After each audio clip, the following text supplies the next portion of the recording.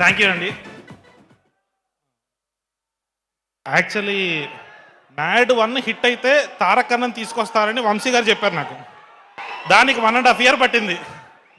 Thank you sir, Trivikram గారికి, మా తారక్ అన్నకి.